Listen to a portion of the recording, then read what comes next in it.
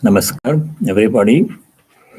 Swami Atmajnanananda is out of town, so I have the privilege of studying the gospel with you tonight. Let us begin with a prayer. Om Tava Kathamritam Tapta Jivanam Kavibiriditam Kalmashapaham Shravanamangalam Srimadatam Bhuvi Grananti Te Bhurida Jana. Om, your words are like nectar, bringing life to scorched souls. They are praised by poets and remove all sin. They are auspicious to hear, wonderful and exalted. Those who spread these words throughout the world are truly giving souls. Om Shanti Shanti Shanti. This is chapter 22 in the English Gospel, page 427, Advice to an Actor. In the Bengali edition, this is page 426. Panchabimsha Pariched, Dakhineshware Sri Ramakrishna Palaharani Puja or Vidya Sundara Jatra. When an actor visits after the performance. Page 426 in the Bengali edition. You want this one? Anybody want? You have? Nandan, you want?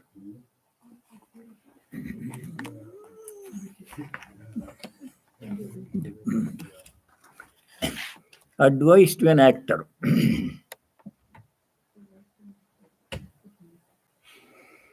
Saturday, May 24, 1884.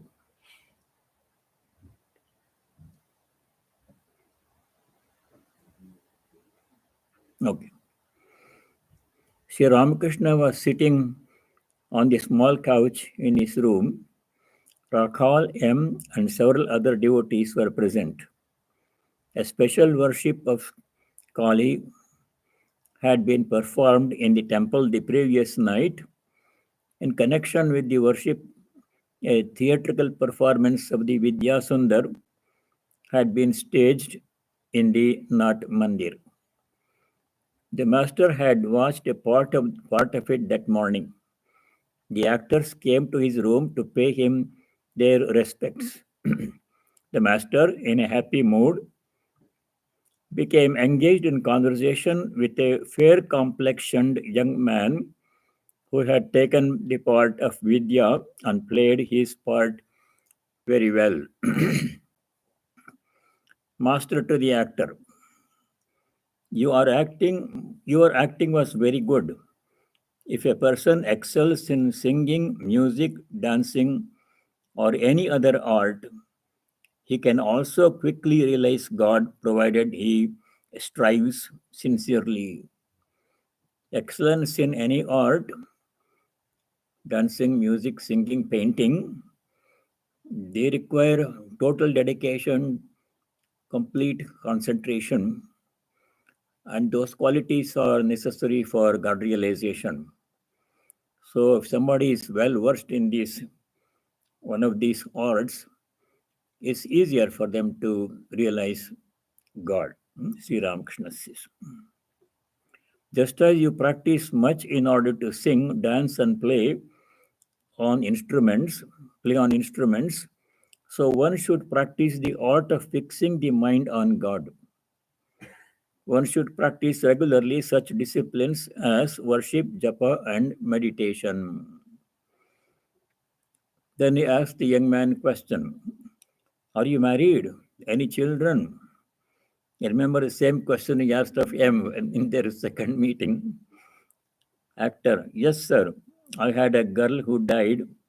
Another child has been born. Master, a death and a birth.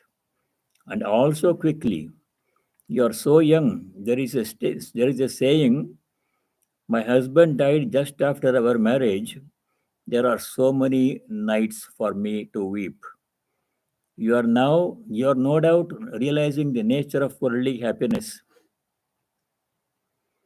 The world is like a hog plum. The hog plum has only pit and skin, and after eating it, you suffer from colic. Sri Ramakrishna again and again has emphasized the temporary, undependable nature of worldly happiness. All associations are temporary. They will cease sometime or other. Our relationships, our attachment to other people, property, money, happiness, sensory pleasure, all these things are going to end sooner or later. And when they end, they cause only unhappiness. This is what Sri Krishna said in the Bhagavad Gita. Succinctly, in one verse, Sri Krishna explains the shortcoming, disadvantages, undependable nature of worldly happiness. In chapter 5, verse 22, there he says, Ye hi samsparshaja bhoga dukkhayo naya evate. Samsparshaja bhoga means happiness coming from contact with sense objects. Sparsha means contact.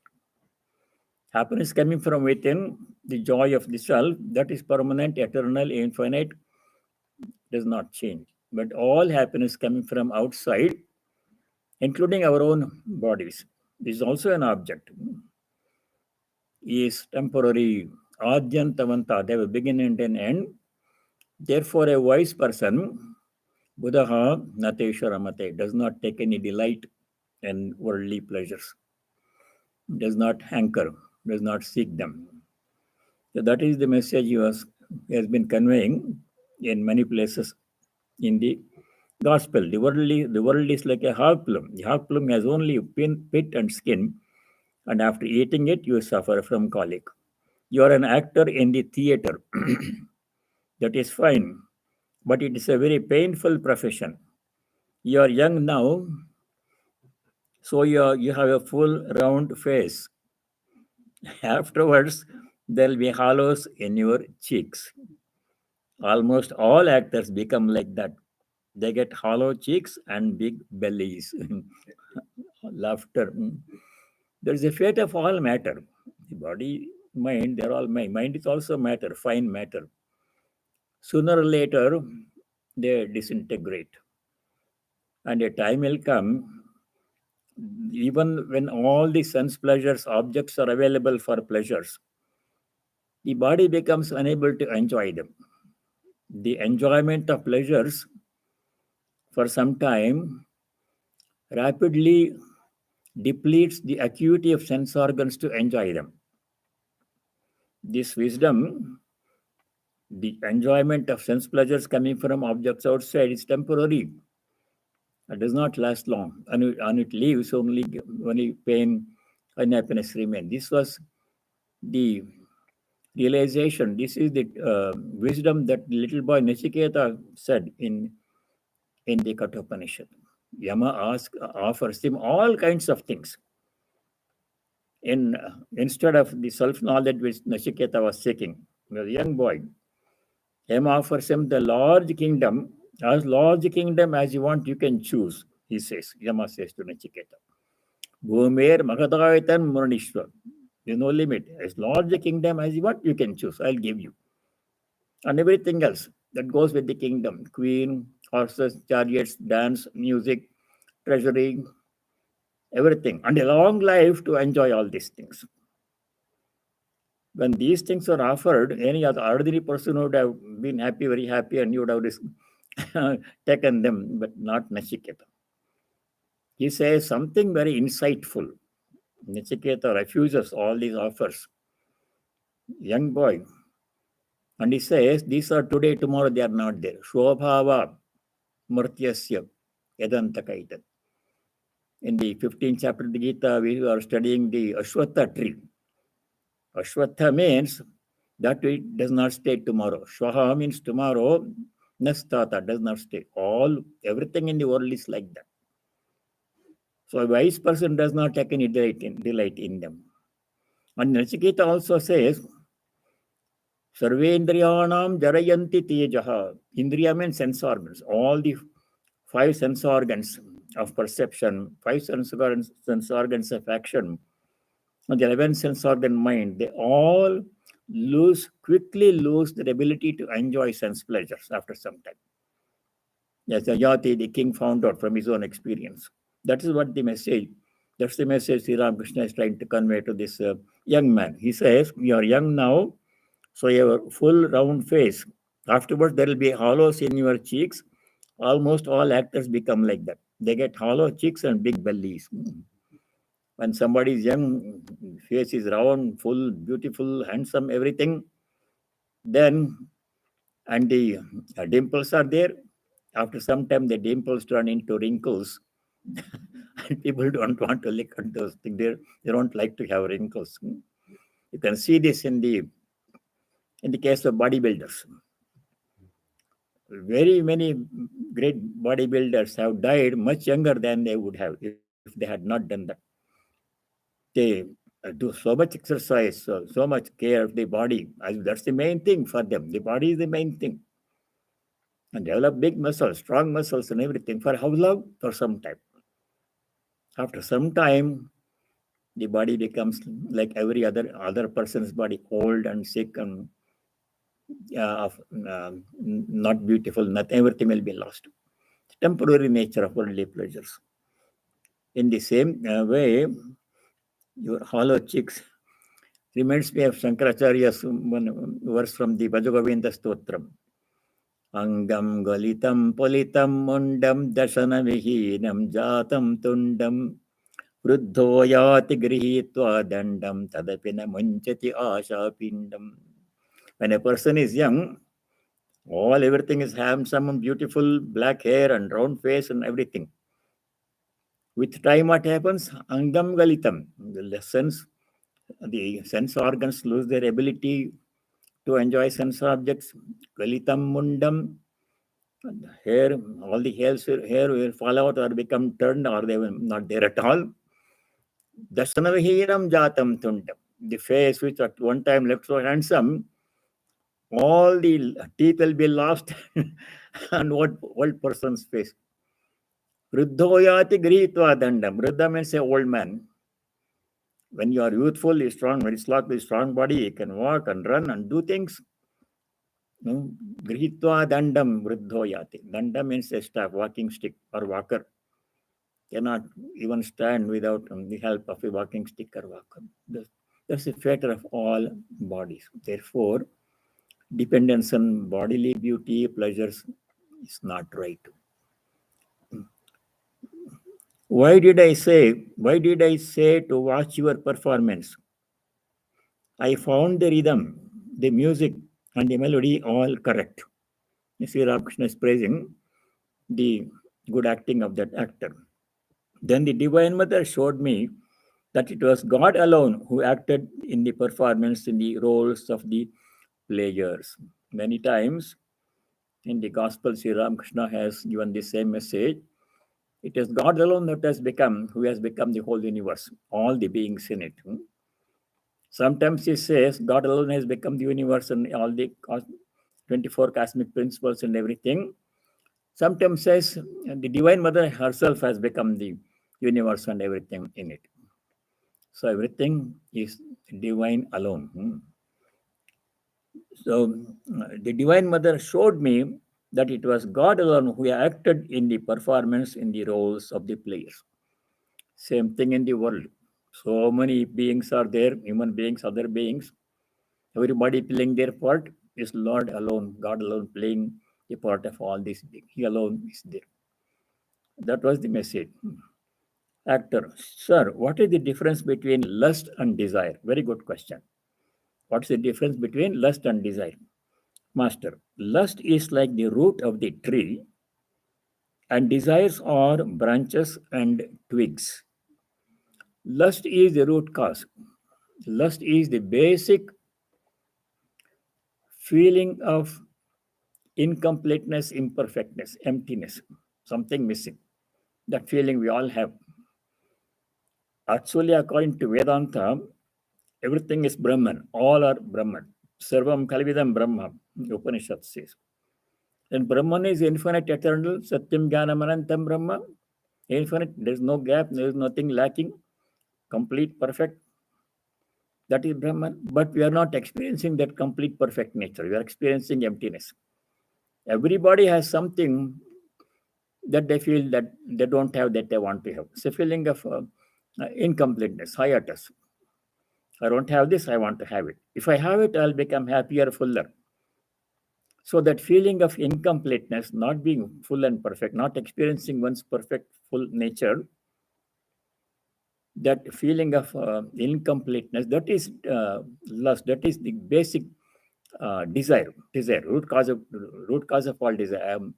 We are not experiencing our divine pristine nature of being full and perfect and Brahman. We are experiencing only body and mind, which are imperfect, incomplete, perishable. That incomplete feeling of incompleteness, wanting to have something that they don't have, hoping that it will bring happiness, that feeling is desire, that is lust, basic incompleteness. But that lust manifests in innumerable ways. Whenever we see something that we don't have, though I want to have that, I don't have it. If I have it, I'll be happier, fuller. My life will be better. So that object reminds me of my feeling of incompleteness. That is desire. Numerous ways that people feel incomplete. Whenever they see something that they don't have, they feel, I want to have it. If that is made available to me, I'll be happier. My life will be fuller. That feeling of dissatisfaction, incompleteness is lust. That is kama. And it manifests in innumerable ways. All sense objects are saying, I'm here. And the mind says, if I have that, I don't have it. If I have it, I'll be happy. If I have this, I'll be happy. That is the manifestation of that incompleteness is desire, innumerable kinds of desires. Lust is like the root of the tree, and desires are branches and twigs. In the Brihadaranyaka Upanishad, there is a mention of different kinds of desires.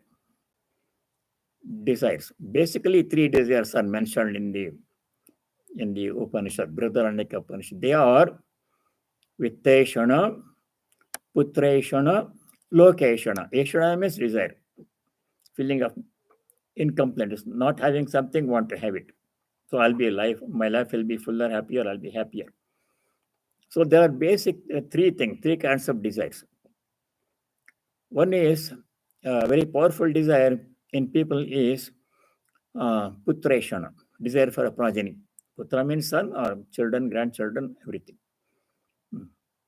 People feel incompleteness if they don't have a family, don't have children. They want to have very strong desire to have a child. There's one desire. One way desire expresses itself. So this desire for a progeny.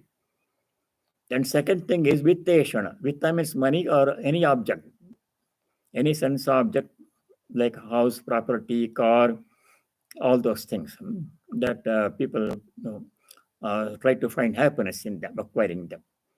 So that is Vitteshana, desire for money and other things.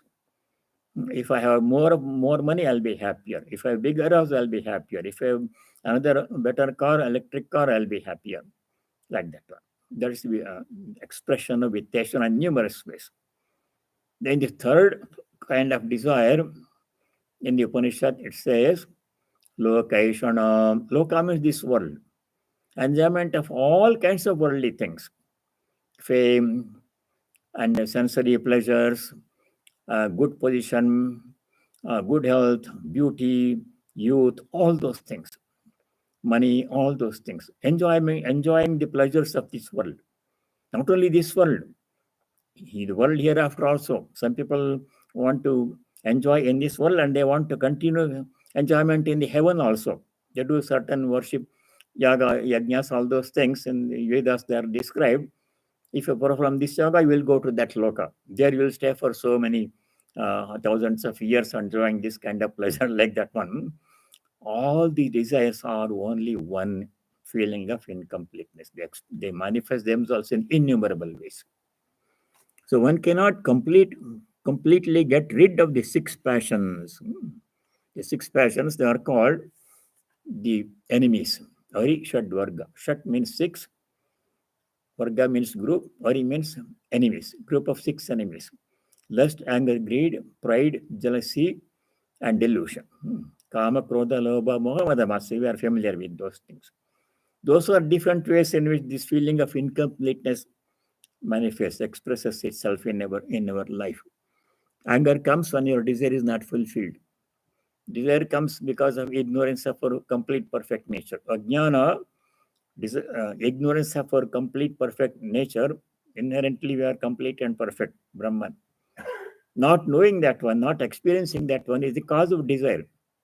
Feeling of wanting something, not having something. That expresses in innumerable ways. If desire is thwarted, then it turns into anger. Then anger comes, delusion comes. We lose the power to think rationally. And when when a person is angry, he or she does things and says things which he or she would not ordinarily have done in saner moments. Then they regret, why did I say this? Why did I do this? When the anger passes, anger makes us insane temporarily. That causes delusion. Krodha, kamat, krodha, vijayate, krodhat bhavati sammoha. Sammoha means delusion. Not knowing what is right, what is wrong. Absence of viveka. Sammoha, smriti vibhramaha. Smriti vibhrama means forgetfulness, remembering, loss of memory, not knowing our true nature, forgetting where we are, what we are, and under what circumstances, forgetting all those things and reacting impulsively to anger. Smriti Brahmshad Buddhi Nashaha. When that loss of memory comes, we don't know, we forget what we are, who we are, where we are, what are the circumstances. And then we do all kinds of wrong things. We enter into a downward spiral, one thing leading to another. Smriti Brahmashad, Buddhi Nashat, Pranashyati. Rock bottom we reach. From there, it's very difficult to come up. Once we get into the powerful downward spiral, beginning with thinking of sense objects, one thing leads to another, and we cannot stop the mind from proceeding downwards with great momentum until it reaches rock bottom. That is nicely explained with a nice imagery in the Viveka Chodamani by Shankaracharya. There he creates an imagery he gives. A child is dribbling a ball, 5-6-year-old child, and is standing on the landing on the top of a staircase. It's dribbling a ball. Every time it dribbles the ball, it comes up and dribbles again, and the child is playing, enjoying. Then what happens once the ball, instead of landing on the floor, lands on the first step, one step below. By mistake, first error, letting the ball go down one step, not on the landing. Then what happens? It does not bounce to the same level. The child cannot reach it. Then the next time when the ball falls, it falls in next step below, still lower. Child cannot reach it. It pursuing it, but every time the ball falls down, it goes to one step lower, until the ball continues its downward movement until it reaches rock bottom onto the ground floor, zero potential energy, from where it cannot zero kinetic energy, where it cannot go any further down.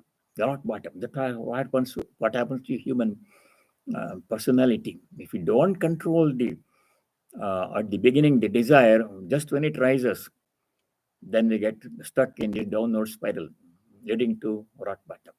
That should not be allowed to happen. So how does the desire begin in the first place? Just nicely explained in 2 verses in the Gita. The whole psychology of desire and consequences is explained in 2 verses in the Gita, second chapter, verses 62-63. There, Desire is only a manifestation of incompleteness. How does that incompleteness begin? First of all, because of ignorance, I don't know my full, complete, perfect nature. I'm thinking, identifying with the limited body and the mind. That's the main cause. Ignorance is the main cause. Then, because of this ignorance, the mind thinks of all kinds of sense objects. Just a thought, innocuous thought. The sense object is not there. Simply, a person is sitting in his room. Nothing is there, nobody is there. But the mind has no limit. It will go anywhere, any place at a fraction of a moment. Suddenly, the mind thinks of some sense object, which is not there at all. It may be imaginary, it may be somewhere else in some other country. It doesn't matter. Mind thinks. It's the nature of mind, goes everywhere in an instant. Then the mind thinks of, say, it is now winter. It will be nice if I have a very nice warm jacket. I don't have a good one. So the jacket is not there. It is in the showroom, in the store, big department store. They are very expensive jackets, $15,000 mink coat, and all those things are there. Visualize. The object is not there. The mind thinks, oh, it's nice if I have that one. That's enough. That just that mental connection is called attachment. Mentally, you are attached to that one, that moment. The object is not there. That attachment, once it begins from a thought, thinking, turns into desire, kamat, sangat, kama, sanjayate kama. From attachment, desire comes, articulated desire. I want to have that one. Then all the other things will follow in its train. That is the danger of attachment and desire. That's what Sri Ramakrishna is explaining here. One cannot completely get rid of the six passions: lust, anger, greed, and delight. Therefore, one should direct them to God. All our feelings, emotions must be directed towards God. She says elsewhere also. In the Narada Bhakti Sutra, Narada says exactly the same thing. He says, whatever emotion you have, including anger, direct it towards God. Kama krodha samdabadikam tasmineva karaniyam. Tasmineva, in God alone, towards God alone, we should direct them. If I become angry with somebody else and yell and scream, they will also yell and scream, and it escalates. But if I effects my anger towards God, that he will absorb it. He is infinite. This is what Swami Ramakrishna did in Chennai. When he went there, those early days, there was not much resources, not like Ramakrishna missions right now, or much branches right now. Very poor resources. So one day he didn't have anything to offer in puja. First he would offer anything to puja, then he would partake of it as prasad in Chennai when he went to start the Ramakrishna order. There were some devotees like Alsingha and others, but not much support. So one day he didn't have anything to offer in puja. So he became upset, Shashi Maharaj. So he goes and stands in front of Sri Ramakrishna's picture and says, I don't have anything to offer today. I will bring some sand from the seashore and offer it to you. You take it. I also will take it as your person. Something like that. That's what Narada, Sri Ramakrishna says. Direct all your passions towards God. Therefore, one should direct them to God. If you must have desire and greed, then you should desire love of God and be greedy to attain Him. Instead of being greedy for other worldly things, which only give temporary satisfaction and only eventually cause only grief, we should have direct our desire to God. Oh, I have not realized God. So many days, years have passed in my life, or a little time is left. I must realize God in this life. Before this life ends, I must realize God. That's the purpose why I was given human birth. That desire can be directed that way.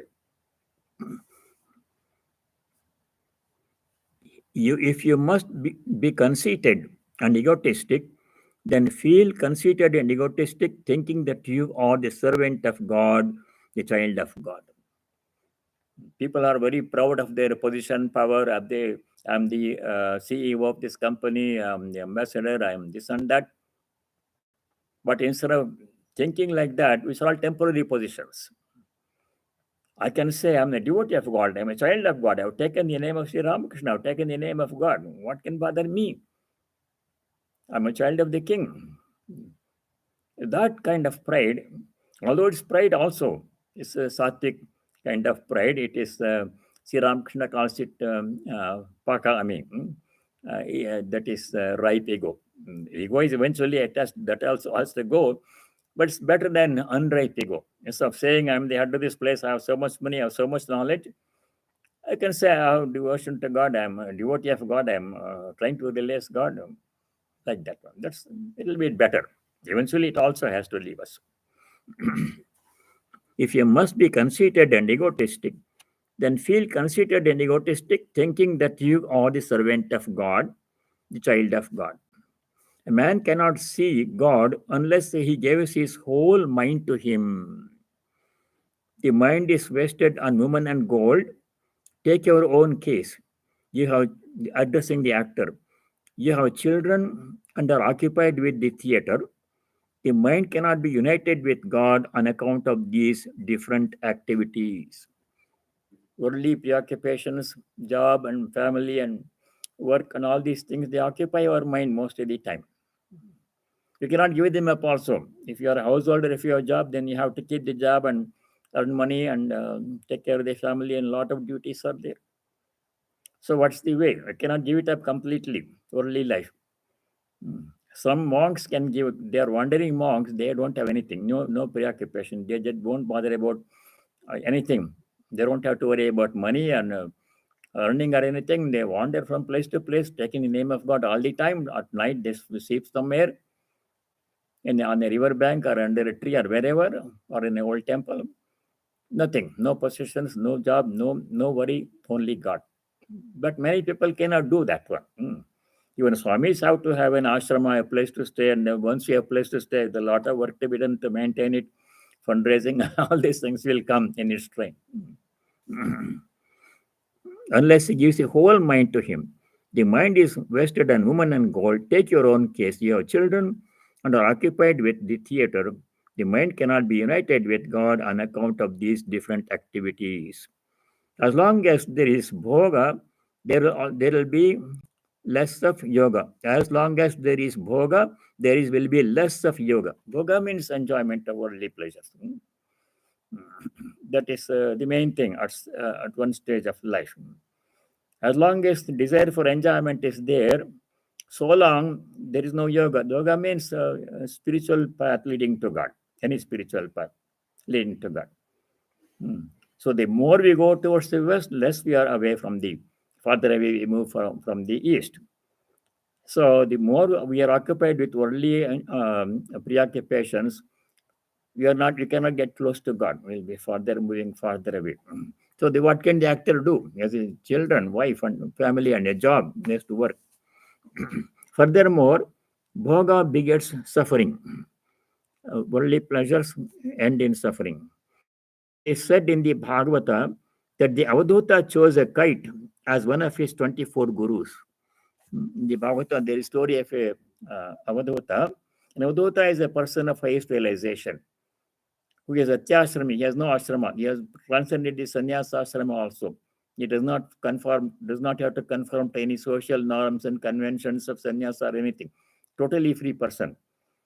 Whether he is clad or not, whether he eats or not, where he sleeps, where he eats, what he eats, does not eat, doesn't matter. He's totally above this body consciousness. Such an Avadhuta.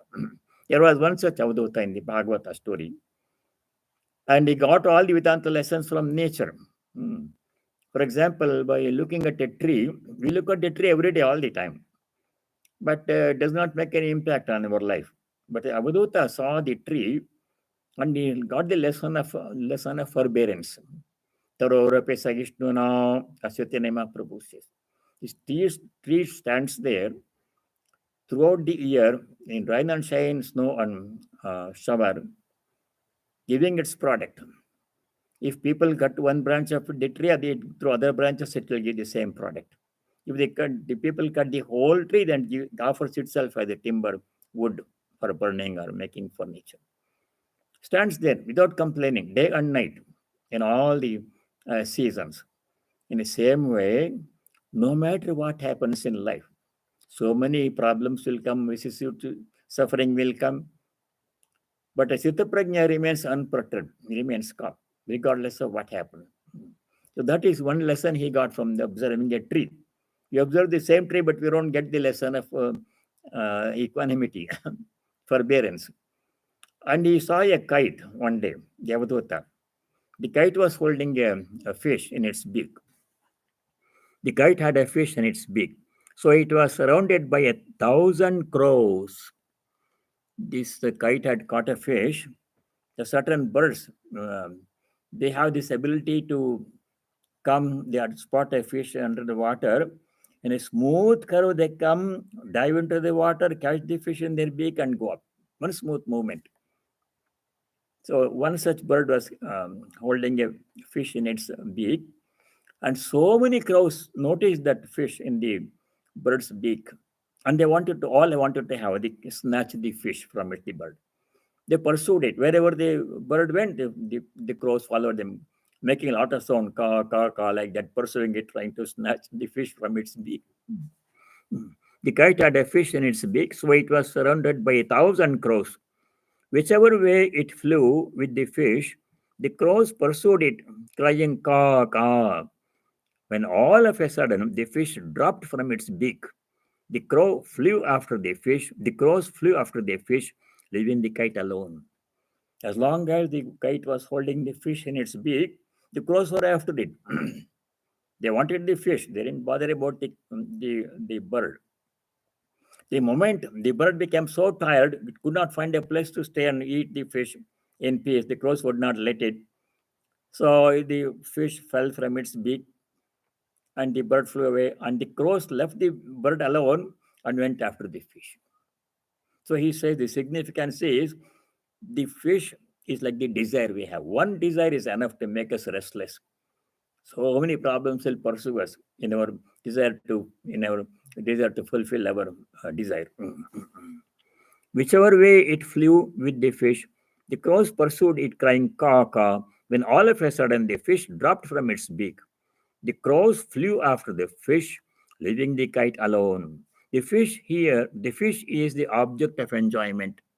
We cling to the objects of enjoyment, hoping you will get pleasure from that one. The crows are worries and anxiety. Worries and anxiety are inevitable with enjoyment. No sooner does one give up the enjoyment than one finds peace. That's why renunciation is highly extolled. As long as we have desire for enjoyment of worldly pleasure, so long we have no peace. So much work has to be done. Nothing comes free. A little bit enjoyment, if you get to get a little bit of enjoyment, you have to work so hard for so long. Then it comes. Then we are happy for some time, and that too mixed feeling. There's nothing in the world that can give pure joy. Always some negative experiences are associated with enjoyment. People go on very expensive vacations from to escape from the pressures of work. They go with the family and they rent a condominium or a cottage in the near the seashore, enjoy for 5 6 days. Then Monday morning they come back to work and the colleagues ask, "How was the vacation?" Oh, so many things happened. I thought I would have a nice weekend of pleasure. The boy fell and broke his leg, and my wife became sick. All so many things happened in the quest for enjoyment. Some enjoyment was there too, no doubt, but accompanied by a lot of that's what nature of worldly experience. There's no pure joy in this world. So that uh, you're worrying. The fish is the object of enjoyment. The crows are worries and anxiety. Worries and anxiety are inevitable with enjoyment. No sooner does one give up enjoyment than one finds peace. So enjoyment, desire for enjoyment of worldly pleasures is the only way a person can enjoy total peace. Sarvam uh, Sarvam Mastu Bhayanvitam Vivindranam Vairagyameva Abhayam. There was a great king, saint, Bhartrhari. Some years ago, we studied his teachings. In one of the verses, he says, everything in this world, no matter what you think of, that people want to have or have, is fraught with fear, a fear of loss, if nothing else. If you have very good memory, you have fear of losing the memory in old age. If you have a lot of wealth, fear of losing the wealth to robbers. The king is also willing to snatch your money. Nowadays, IRS, other things, robbers, and identity theft, all those things. Fear of everything that we have causes fear. One thing that does not cause fear, the only thing that is free from fear is renunciation. Vairagyameva bhayam sarvam mastu bhayanvitam bhuvindranam. Bhuvi means in this world, for people, drinam, sarvam mastu bhayanvitam. Everything that we have, including the body, fear of becoming sick, fear of dying, losing the body, is there. Everything is associated with fear that we have. The only thing that grants us total fearlessness is vairagyameva bhayam, renunciation of desire for all these things, realizing their temporary nature. There's only place, there is one place only, there is only one place where you can find true, everlasting, unconditional peace, and that is the self within, our God. What is more, money itself becomes a source of trouble. Brothers may live happily, but they get into trouble when the property is divided. If a person has a huge amount of money, they'll be worried about his safety. He has to have bodyguards, security system. If a person doesn't have any money, you can go anywhere. Nobody can snatch anything from you. I don't have anything. Possession of money also brings a lot of worry and management, fear of loss, everything. Money itself becomes a source of trouble. Brothers may live happily, but they get into trouble when the property is divided. Dogs lick one another's bodies. They are perfectly friendly, but when the householder throws them a little food, they get into a scrap. They start fighting. The owner of the dog, he throws some food, and they start fighting with each other. Each one wants to have the same food. So that's the nature of worldly happiness. Come here now and then. So gives instructions to the actor, young man, pointing to him and others. They come here on Sundays and other holidays. Actor, we have holidays for 3 months during the rainy and harvest seasons. Then there is no drama.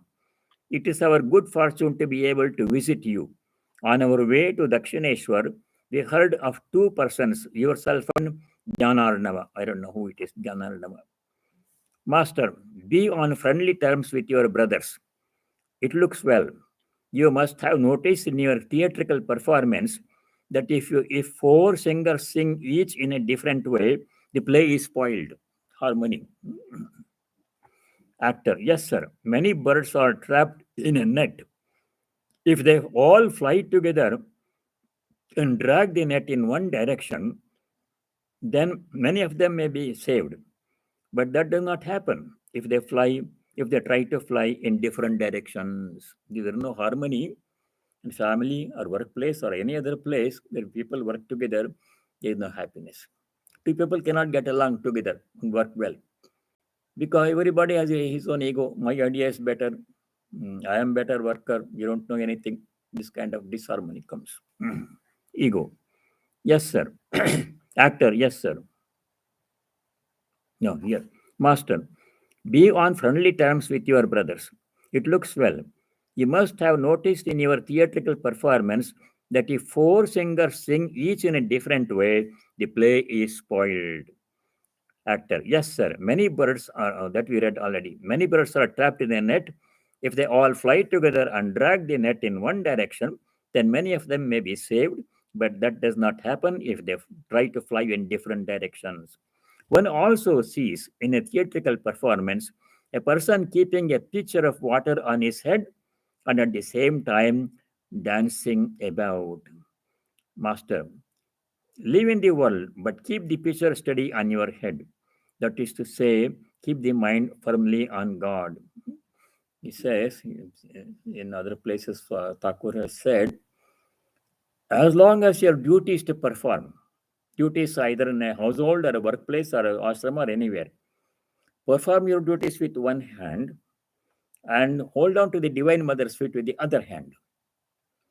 When the duties are finished, hold on to our feet with both hands. Very nice, important instruction. A part of the mind we use to do our duties, other part of the mind always kept on God. When duties are finished, whole mind is kept on God. I said to I once said to the sepoys from the barracks, do your duty in the world, but remember that the pestle of death will sometimes smash your hand.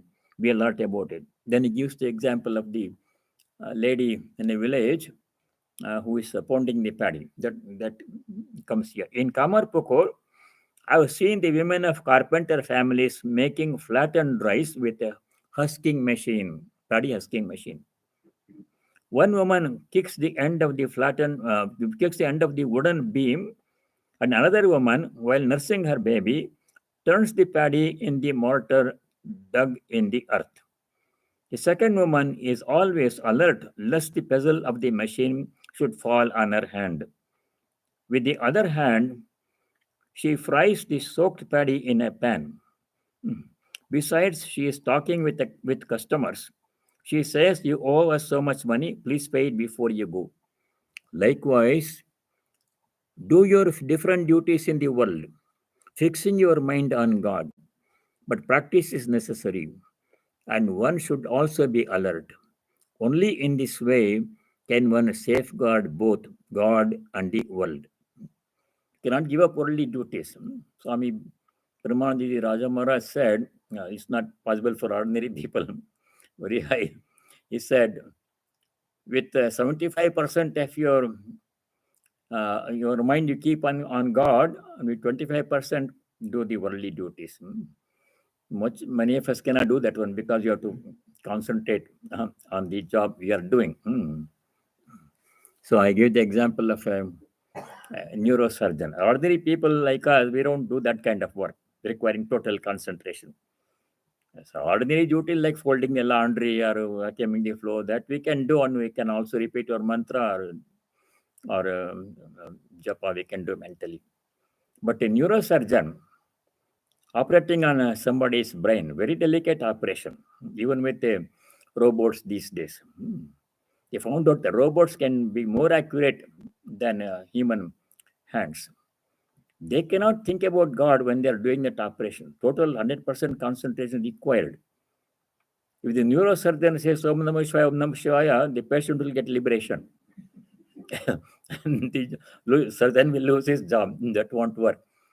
Before and after. So Raja Maharaj said, before you begin such a work, which requires total concentration, take a few seconds and pray to God that you are going to do this work, and pray to God to give you the wisdom and strength to do it right. May good happen.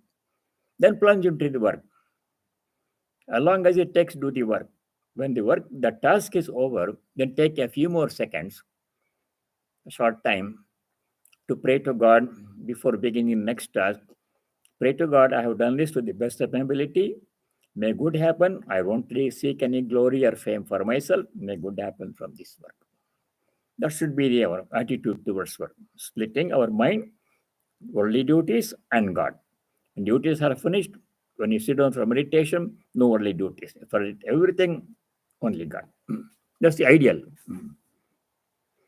Actor, sir, what is the proof that the soul is separate from the body? That's the question. But before Sri Ramakrishna answers the question, there is some other dialogue intervention, some other topic comes here. What is the proof that the soul is separate from the body? Master, proof? God can be seen. By practicing spiritual discipline, one sees God through His grace. The rishis directly realize the self. One cannot know the truth about God through science. Science gives us information only about things pursued by the senses. As for instance, this material mixed with that material gives such and such a result, and that material mixed with this material gives such and such a result. For this reason, a man cannot comprehend spiritual things with his ordinary intelligence. Science shows us fantastic things. I recently read in the news that the astrophysicists have discovered a exoplanet, another planet in some areas. The whole planet is made of diamond. Whole planet. So we may think if I go to that planet, I'll be very rich, so much, everything, diamond, everything. The question is, first of all, it's not possible to go there because it is several light years away. And if you go there, everything is diamond. There is no nothing. There is no food. And to whom do you sell the diamond? Everybody is same diamond. So that desire for worldly pleasures, property, possessions, is meaningless. They cannot bring us happiness. Okay. For this reason, a man cannot comprehend spiritual things with his ordinary intelligence. To understand them, he must live in the company of holy persons, holy company. You learn to feel the pulse by living with a physician. Actor, yes, sir. Now I understand. Master, you must practice tapasya. Only then can you attain the goal. It will avail you nothing, even if you learn the text of the scriptures by heart. You cannot become intoxicated by merely saying Siddhi over and over. You must swallow some intoxicating substance. By simply repeating the scriptures and memorizing scriptures and quoting them, that is only that's not enough. It won't do. It's not necessary. It's an obstruction. It brings pride and the worldly pleasures, worldly benefits will bring recognition, fame, and reward, but not God realization. So that Shankaracharya explains very nicely in Vivekachudamani. The limited advantages, benefits of scholarship. Studies, scriptures have to be studied for only one reason. They tell us what is the goal of life and how to achieve it. And after reading that, we should keep the book aside and plunge into practice. Now I understand. You must practice tapasya. Only then can you attain the goal. It will avail you nothing even if you learn the text of the scriptures by heart. You cannot become intoxicated by merely saying Siddhi over and over. You must swallow some. One cannot explain the vision of God to others. One cannot explain conjugal happiness to a child 5 years old. Our experiences, even ordinary experiences, we cannot explain in words to others. Then how do they know? They have to experience it by themselves. Anubhaveka Vedyam. God cannot be known by listening to somebody's lectures or reading in a book. But how to know God? Only by experience. Once one has to gain one's own experience, then only we know the truth about God. But these things help in the beginning. Listening to people speaking about God, those who have known God. If they speak about God, that makes an impact. Holy company, that we know. One cannot explain the vision of God to others. Actor, how does one realize Atman? Just then Rakhal was about to take his meal in the master's room. He hesitated at the sight of so many people. During those days, the master looked on Rakhal as Gopala and on himself as Mother Yashoda. Master to Rakhal, why don't you eat? Let the people stand aside if you wish it. To a devotee, keep some ice for Rakhal. To Rakhal, do you intend to go to Van Hogli? Don't go in the sun. I don't know what's that place, Van Hogli. Rakhal sat down to his meal. Sri Ramakrishna again spoke to the actor. Now the topic resumes. Master, why didn't all of you take your meal from the kitchen of the Kali temple? That would have been nice. Actor, all of us don't have the same opinion about food. So our food is cooked separately. All don't like to eat in the guest house. While Rakhal was taking his meal, the master and the devotee sat on the porch and continued their conversation. Now, the topic which was raised by the actor before is resumed. Master to the actor, you asked me about self realization. You had asked how to realize God, Atman. Longing is the means of realizing God, Vyakulata. This he emphasizes several times. In his teaching, Sri Ramakrishna said, after giving all the instructions, repeating God's name, chanting God's names and glories, and doing your duties as offering and worship, serving others, seeing God in them, all those things, holy company, all those things. Finally, he says, by longing alone, one can reach God. That alone is enough. One virtue, sincere longing for God. then other things will come by themselves. Longing, the kind of longing that he himself had. We have longing for God, but it's not as sincere. We also have other things in mind. But his longing, when Sri Ramakrishna talks of longing, Vyakulata means when he was doing a sadhana, at the end of every day, he would roll on the ground with tears in his eyes, rubbing his face on the ground. Oh, mother, one more day has gone by, and you have not revealed yourself to me. That kind of longing. People thought he had gone mad. This person lying on the ground saying mother, mother, etc. They didn't understand the longing. Vyakulatayaiva api. Vyakulata means the longing. By that alone, one can realize God. So he's talking about that. Longing is the means of realizing Atman. A man must strive to attain God with all his body, with all his mind, and with all his speech. Body, mind, and speech, three instruments we have. Because of an excess of bile, one gets jaundice. Then one sees everything as yellow. One perceives no color but yellow. Among you actors, those who take only the roles of women acquire the nature of a woman. By thinking of woman, your ways and thoughts become womanly. Just so, by thinking day and night of God, one acquires the nature of God. This is very important teaching. What we think, that we become. It's a well-known adage. It's truth. It's truth even now. Our personality is shaped by our thoughts. In the first chapter of the Karma Yoga book, Swami Vivekananda explains the connection between our thought and our personality. What we are now, this moment, is the effect of sum total of all the thoughts and samskaras we have accumulated over a long period of time. If I'm happy now, because I have thought good deeds. If I'm unhappy now, suffering, I have thought bad thoughts, then bad deeds. What I think now is going to be materialized tomorrow or later. Swami Turiyananda said, today's imagination is tomorrow's realization. That's why the importance of holy company. In holy company, we don't talk about worldly things. If you meet other friends, ordinary people, we talk about movies, sports, politics, and all those things, stock market, everything. But if you meet holy people, only talk about God. That's how we should shape our personality. So, thinking of God almost all the time and developing that longing for God, those are the means to realize God. So, this discussion continues with the actor. And then next time Swami will continue. We'll stop here. Let me say the closing prayer. Om Niranjanam Nityamanantarupam Bhaktanakam Pavita Vigraham Vai Ishavataram Parameshamidhyam Tam Ramakrishnam Shirasa Namamaha.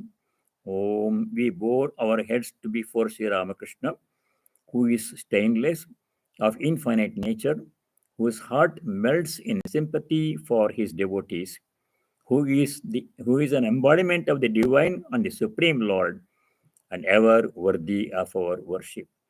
Om Shanti Shanti Shanti. May there be peace and joy in our hearts, Adhyatmika Shanti. May there be peace and harmony amongst all beings, no hatred, no ill will, Adi Bhautika Shanti. And may there be peace everywhere in nature, Adi Daivika Shanti. Hari Om Tat Sat Sarvam Shri Ramakrishna Arpanamastu.